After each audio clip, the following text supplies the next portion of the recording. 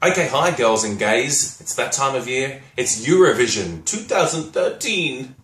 There were 26 songs in this year's grand finale, some of which were pretty big and spectacular, and some of which were lukewarm at best. But I took notes, and I just wanted to share some thoughts on a few of them.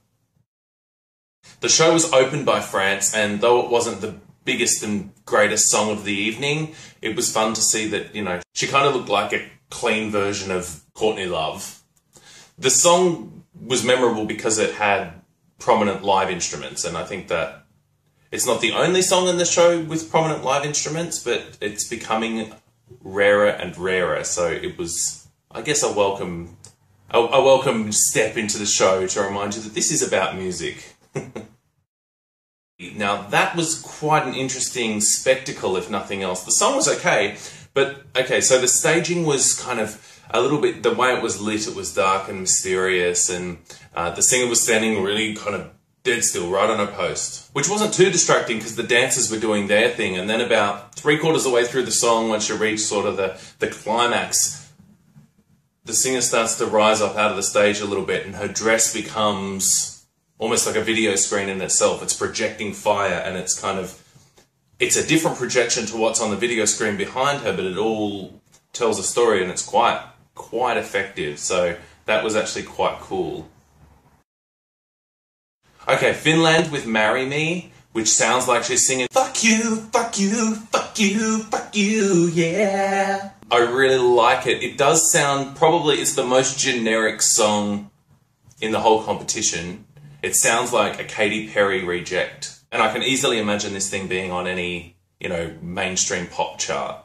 And I don't think it would be successful on the charts because it necessarily came from a place of creativity or talent, but it's just, it's generic. It's fast food pop. You know, it's the kind of pop that is supposed to be appealing to everybody for 5 minutes. And that's what it'll do. And the fact that the performance had the lesbian kiss at the end, good for her. She's shining a light on an issue, which obviously is an issue in a lot of places in the world, and plus she gets a bit of controversy for it too, so why the hell not? Belgium was number 6, and this song suffered from an identity crisis. It starts off boring, like lifeless, boring, and then by the end of the first chorus and you step into the second verse, it gets a beat and some backup dancers, and you think, okay, this thing's getting some life, it's starting to grow. But then it goes into this kind of weird electronic techno vibe, and then it kind of goes into this almost wants to be an anthem feel. It was a bit confused, and it was confusing to watch and listen to. But it wasn't until the 8th performance of the show that you really went, okay, yes, now this is Eurovision. Belarus. This is more like it. I mean, the start of the song, she's being born out of a disco ball. Fabulous. There's fire shooting out of the stage, there's sexy gay dancers, there's fireworks. It's all going on. She kind of looked like Kylie Minogue in that fabulous little dress, and to top it all off, she had a powerful voice. So yeah, ticked all the boxes for me. And next up was Malta, and this guy is just so likable. You want to, like, squeeze him and poke at him like a little puppy because he's just so cute. He's really adorable. I wouldn't call him sexy, but he's just cute. And his song is really cutesy and happy, and he's just got this big cheesy smile on, and I mean, it sounds very Bruno Mars-y, and it's just, the guy's totally likable, and I can see him being super famous just because of the charm that oozes out of him. The song's fun, and it is catchy. I wouldn't call it my cup of tea, but I think his appeal is himself more than his music. But he can sing as well, don't get me wrong. I don't even know why Russia bothered showing up. Their whole thing was completely boring. You've got a singer standing completely still in the middle of the stage, and 4 backup dancers standing completely still. The song wanted to be an anthem. It kind of builds and builds, and it gets bigger, and it tries to give you goosebumps, and it just doesn't work. It's missing oomph. It's missing something. It doesn't have the charisma. It doesn't have anything, really. It was just 3 minutes that I'm never going to get back. The bitch from the Netherlands could really sing, but she's got a thing or two to learn about how to entertain an audience. It was a nice song for a funeral or something, but I just couldn't wait for her to get off the stage. But then Cesar from Romania just made it all better again. He's my absolute favourite.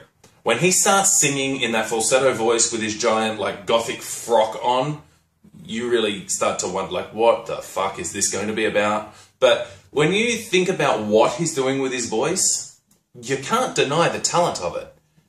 It can't be an easy thing to do. You can't hate him because it's actually really catchy, and you can tell he takes it really seriously. Like, he means this thing. He means this operatic, techno, futuristic, whatever the fuck it's supposed to be. It's in a genre all of its own. It's never going to win a Grammy. It's never going to be on a mainstream pop chart, but I love it, and it's my favourite. It's my favourite of the whole show.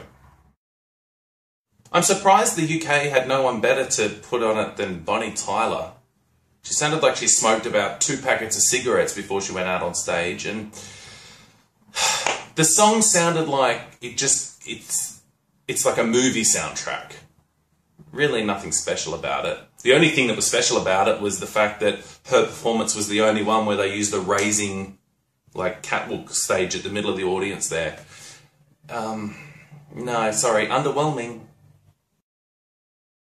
Sweden thought they'd try and ride the success of Justin Bieber and bring out a Bieber lookalike. He had the Bieber hair, he had the, like, mid-90s boy band full white outfit with the white sneakers going on, a few boy band moves. The song was okay, he could sing, but it just didn't thrill me. Hungary gave us this hipster guy with no personality at all.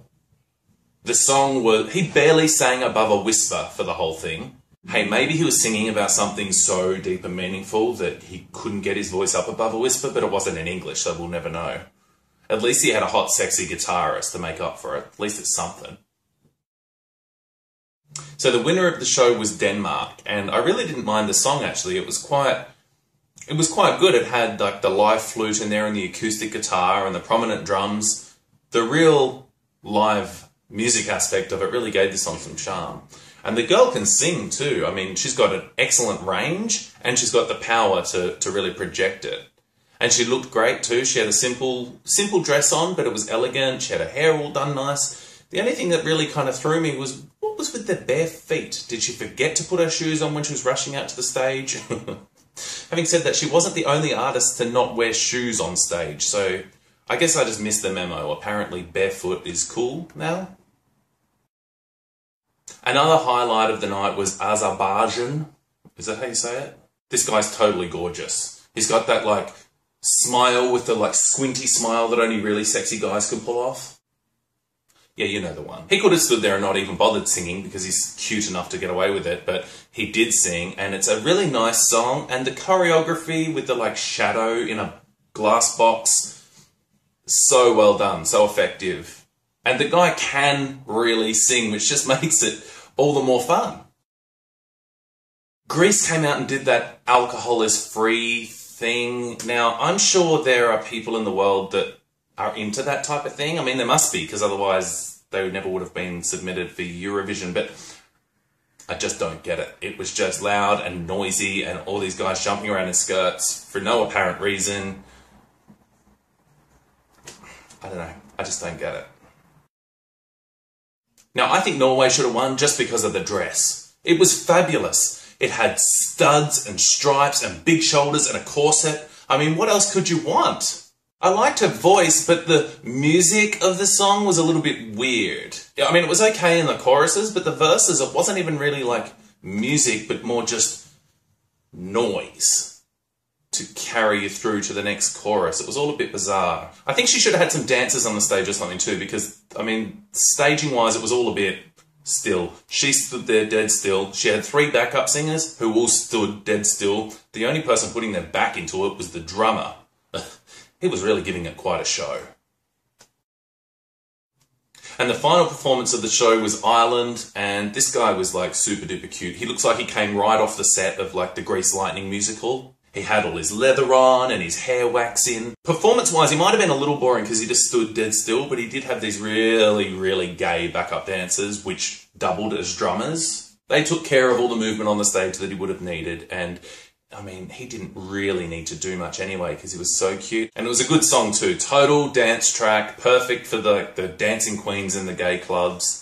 And he finished the song off by smiling right into the camera. Really cute smile. It just melts the hearts of everyone. Yeah. All in all, it was a good show. But who did you expect to win? Did you think Denmark were the clear winner, or did you have another favourite? Leave a comment. Okay, bye. Oh, it's so thick and salty.